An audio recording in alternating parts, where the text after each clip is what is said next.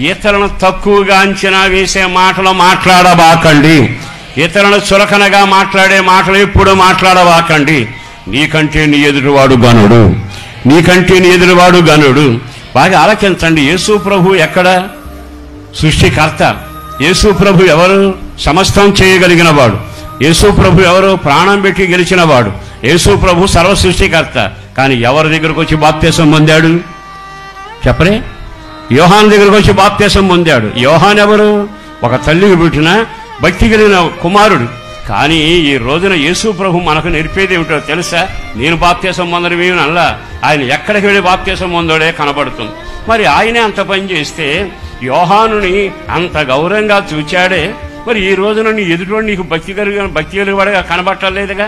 ఆడిదొక భక్తి అయినా, ఈడొక సేవకుడైనా, ఆడొక మనిషి అయినా, ఈడొక కుటుంబమేనా, అది కూడా ఉద్యోగమైనా, ఆడది కూడా ఒక సంఘమేనా.